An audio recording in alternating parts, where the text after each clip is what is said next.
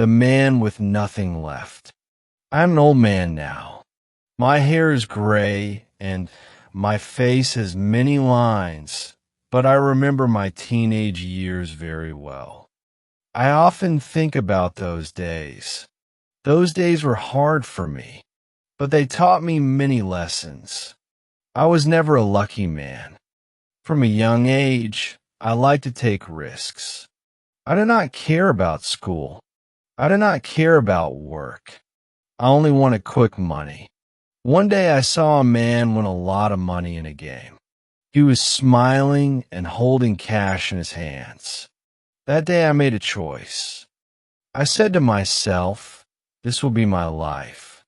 I started with small bets. I played cards with friends. I bet on football games. I bet on numbers. Sometimes I won and it felt good. The wins made me feel strong. I wanted more. I wanted bigger wins. I started to go to betting shops. I stayed there for hours. I did not see it, but I was falling. My family did not like it. My mother told me to stop. She said I was wasting my life. My brother stopped talking to me. He said I was lost, but I did not listen. I told myself they don't understand. I thought they were wrong. I thought I was in control, but the truth was different. I was not in control at all. One day I lost a big bet. It was a lot of money.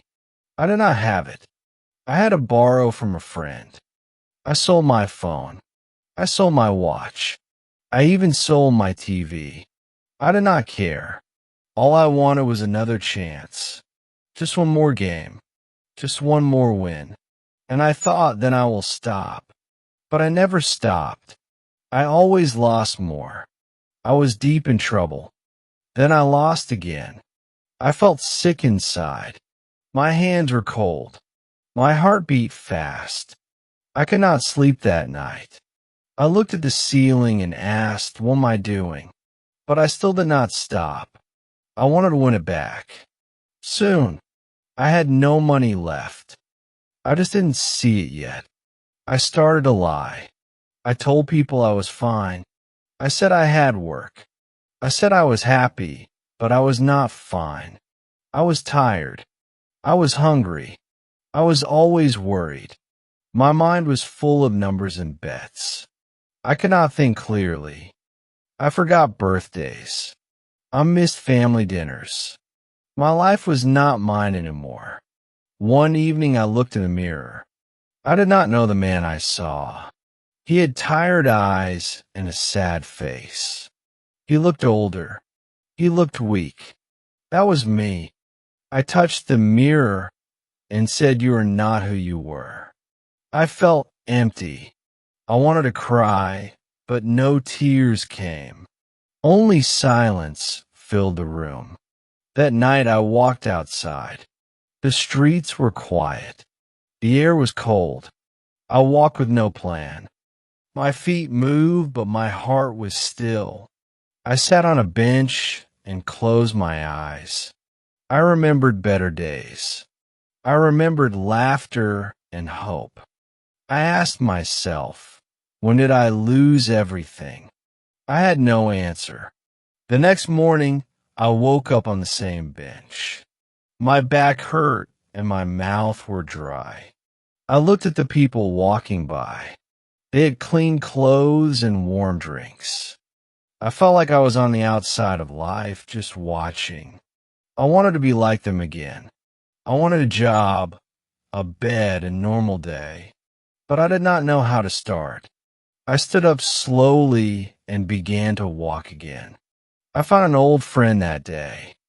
He worked at a small shop. He looked surprised to see me. He said, you look different. I laughed, but it was not real. I asked if he had some water. He gave me a bottle and a sandwich. I ate slowly. My hands were shaking. He looked at me and said, you need help. I nodded, but I said nothing. That night, I slept behind a building. The ground was cold. I used a newspaper as a blanket. I looked at the stars and thought about my father. He used to tell me, "Don't play with fire." Now I understood what he meant. I had played with danger and I got burned. I missed home. I missed simple things, but I could not go back like this. Days passed. I walked the city with tired legs. I asked people for coins. Some helped, some did not. A few looked at me with kind eyes, but most did not look at all. I was invisible. I stopped caring about time. I did not know the date. I only knew hunger and cold. Every day felt the same. Every night felt long. One morning I saw a small church. A woman stood outside with food. She smiled at me. "Are you hungry?" she asked. I said yes. She gave me soup and bread. I said thank you. She asked my name. I told her. She spoke. "You are not alone." I wanted to believe her. I wanted to feel hope again, but it was hard. The woman gave me a place to sleep. It was a small room with a bed. I lay down and cried. It was the first time I cried in many months. The bed felt soft. The room was warm. I felt like a person again. I slept for hours. When I woke up, I saw a note on the table. It said there is still time to change. The next day, she took me to a center. It was for people with problems like mine. They spoke kindly. They listened. I said things I never said before. I said I'm tired of this life. They said you're not bad. You are hurt. I cried again. I felt something new. It was not shame. It was peace. A small light inside me. I stayed there for weeks. I helped in the kitchen. I cleaned the floors. I started to read small books. I listened to music again. I felt like I was waking up after a long sleep. I was still weak, but I was alive. One day, I looked in the mirror again. The man was still tired, but he had hope, and that was something. I began to talk more. I shared my story with others. Some were like me. They had lost their homes, jobs, and families. But we all wanted the same thing. A second chance. We sat in a circle and listened. No one laughed. No one judged. We just listened. I learned that pain is heavy, but sharing makes it lighter. I was not the only one who fell. I was not the only one trying to stand again. Each day, I woke up early. I made my bed. I helped serve breakfast. These small things gave me strength. I felt useful. I felt human again. I began to smile more. I said good morning to people. I wrote in a notebook. I wrote about my past and my hopes. The words were simple, but they felt true. I was learning who I was again. One evening, a man came to visit. He used to be a gambler, too. He stood in front of us and spoke with calm words. He said, "I lost everything, but I found myself." His story was like mine. I listened carefully. I asked him, "How did you stop?" He spoke. "I stopped thinking I could win. I started thinking I could live." That stayed in my mind for days. I started to forgive myself. I had made many mistakes. I had hurt people. I had broken trust. But I was still here. I was still trying. I told myself, you can be better. I looked at my hands. They were not full of money, but they were clean. I had nothing, but I had peace. And that was more than I ever had before. Weeks turned into months. My hair grew back. My body felt stronger. I still had no job, but I had a plan. I wanted to help others like me. I wanted to speak to tell my story. Maybe my words could help someone stop before it was too late. I asked the woman from the church, "Can I help here?" She smiled and said, "Of course." She gave me small tasks. I cleaned the kitchen. I packed food bags. I greeted people at the door. I saw faces like mine, tired, lost, afraid. I looked at them and said, "You're not alone." Those were the words I once heard. Now I gave them to others. It felt right. It felt good. I was becoming someone new. One day I passed by an old betting shop. I looked inside. The lights were bright. The screen showed games and numbers. I remembered the sound, the rush, the lies. I stood there for a moment. My hands felt cold. Then I turned away. I walked back to the center. My steps were slow but firm. I knew where I belonged now. That night I wrote something in my notebook. I wrote I was a man who lost everything. But now I'm finding something better. I closed the book and looked at the stars. They were small, but they were there. Like hope, like change. I smiled. Not because I had won, but because I was learning how to live. A few weeks later, I was offered a small job.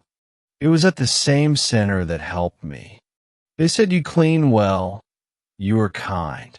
Would you like to work here?" I said yes right away.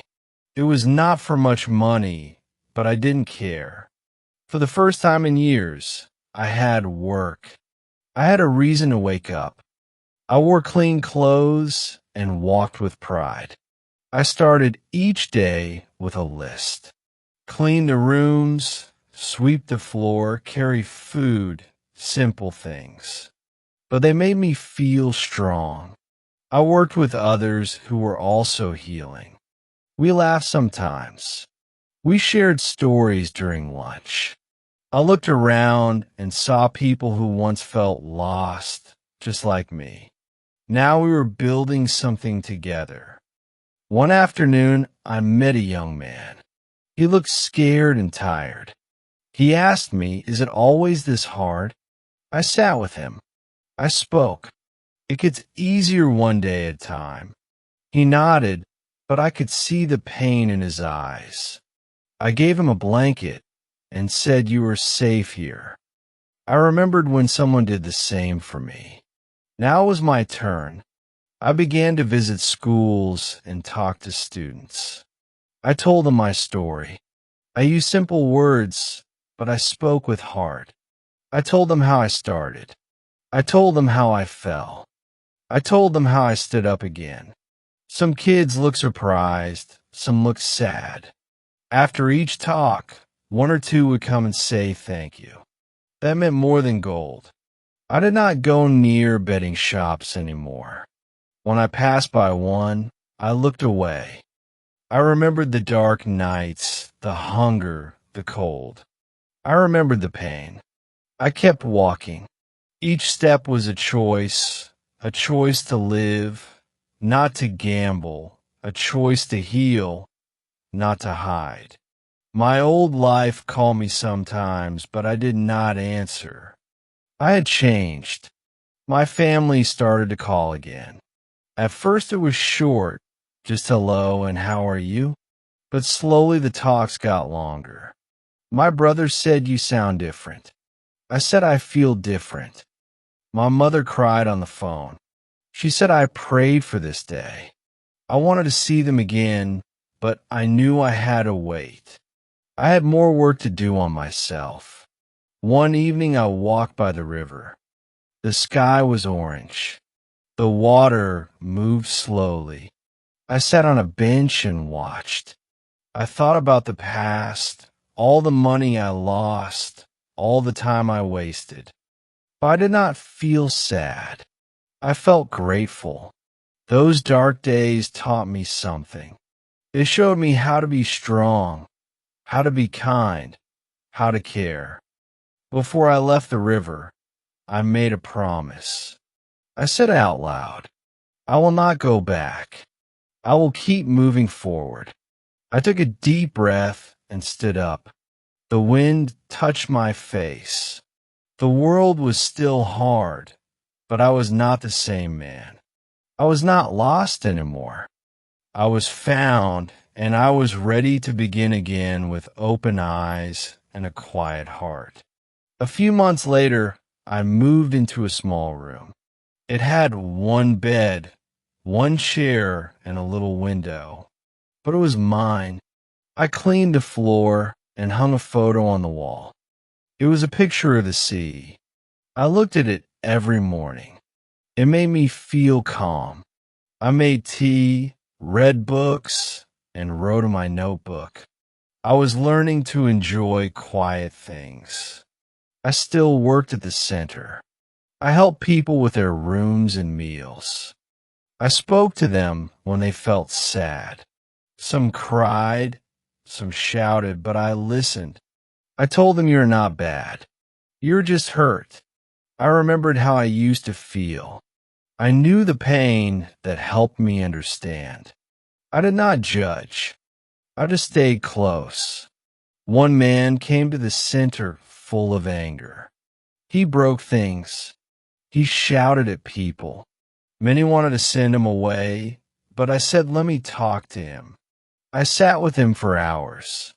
I told him about my life. He said nothing at first. Then he told me too. We were quiet, but in that silence something changed. He stopped shouting. I began to dream again. Small dreams, a better job, a visit to my family, maybe one day in my own house. These dreams were not big, but they were bright. They gave me hope. I wrote them on paper and put them near my bed.